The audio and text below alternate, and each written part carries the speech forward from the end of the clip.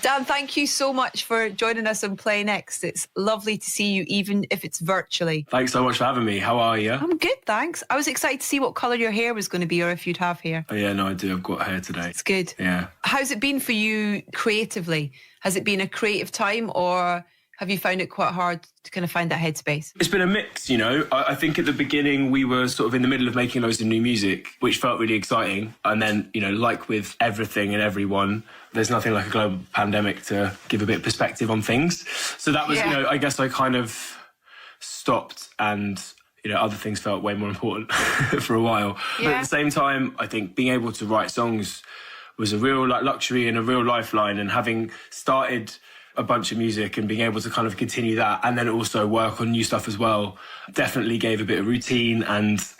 But yeah, I got back into the groove and we've been super productive. It's been kind of really interesting in terms of, like, I went to studio to do some filming for Sky back in June, and that was the kind of closest thing I got to, you know, a normal studio with a crew. And it was really weird because I had 2 days of it and then it was kind of taken away from me immediately. And it was like, I got really down because it was like, I don't know when I'm going to get to do that again. You know, I know how much I get out of what I do because I'm not getting to do it as much. And you must feel that, particularly with the live side of things, you know. I really love writing songs, and that's sort of where I'm most comfortable and where I feel most like able and excited. So a lot of the other things that come in with being in a band maybe don't sit like as well with me, but I'm also really aware that they're not bad things and I'm very lucky. So you think, you know, touring as a lifestyle, it's just mad, as you know. It's almost in a kind of like upside down perverse way. It's allowed me to have this year of just focusing on making music and none of the other stuff that I've sort of never really had since before our first album came out. And getting to just, enjoy being a writer and working on our own stuff, working on other people's stuff, doing sessions, like doing Zoom sessions. Like, it's so weird and feels like the least natural thing in the world, but in our own way, kind of managed to make it work. Yeah. And actually written probably one of my favourite songs that I've ever done in a Zoom session, which seems so weird to say out loud. And how do you write a song on Zoom? As someone that's always just written as and when, the idea of like a songwriting session in itself feels weird. The idea that you go sit in a room with someone that you either do or don't know and be like, let's write a song. It feels like the least kind of natural thing ever. And so on Zoom, everything about it is embarrassing and odd and bizarre. And I did a few that felt really unnatural and didn't really work. And I think when people are trying to produce in those sessions, it was a nightmare with like the delays on Zoom and all that kind of stuff. There was one session I did with a guy called Dan Wilson, who I'd been quite excited to work with for a while. And I'd met him when I was in the US, and we ended up just doing the session anyway over Zoom. And I think in not thinking about production and in it being me at the piano and him at a guitar, it's actually quite intimate, and you probably concentrate more staring down the barrel of a camera on your computer than you maybe would in the room. And also, you know, it was LA his time and UK my time, so we started at 9 at night, and I was like, I don't want this to go on too long. And in that particular session, you know, he's like a successful writer in his own, you know, he's done so many amazing things in his band and as a songwriter.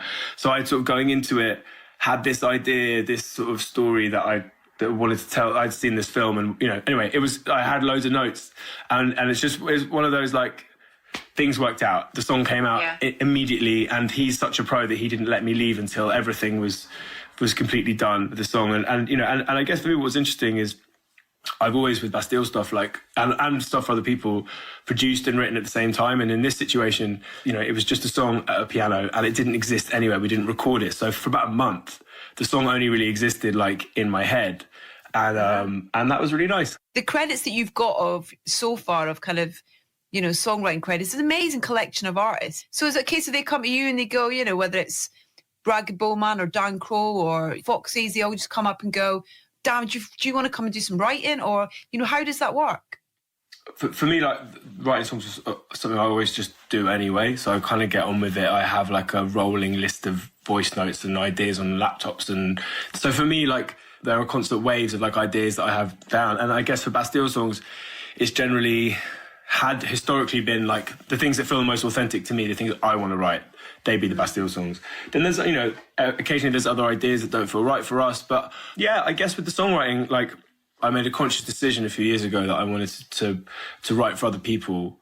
In our kind of process, has always been like, I'd write the songs, I'd demo them, and then we'd work on them, and then like produce them with our friend Mark Crew, so I've sort of co-produced all of our stuff with him, and that's been like 3 albums worth of stuff, like 4 mixtapes, like, you know, songs for other people, all this stuff. And I guess getting to the end of our last album, which I guess sort of wrapped up in like February this year, it felt like the end of I don't know, maybe it's self-imposed, but the end of like a trilogy of everything, of like aesthetics and ways of working and all that kind of stuff. And I felt like in order for me to remain somewhere in the realm of sanity, and in order for us just to like stay interesting, I wanted just to loosen up the process a bit and kind of just collaborate more. But it's also lyrically, you've never been shy to have something to say. You know, did you always want that to be the case? Did you always want to kind of be able to use music as a way of starting a discussion or reacting to something? Or yeah, that's a really good question. I think the first album, they were almost like a collection of stories, and I was like very obsessed with, as I still am, like film and narrative and literature, and trying to use like things that I found interesting outside of my life to reflect on more personal things.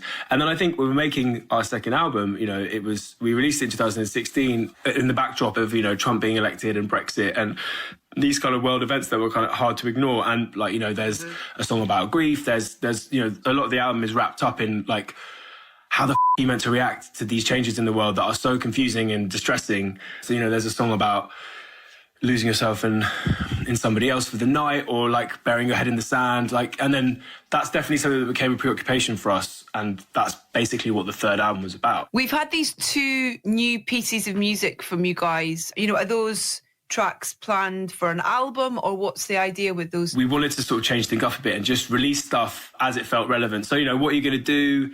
This sort of like loud rock song with Graham Coxon, you know, the idea of it was living in 2020, like in or out of lockdown, having everybody constantly vying for our attention, and that kind of being such a premium.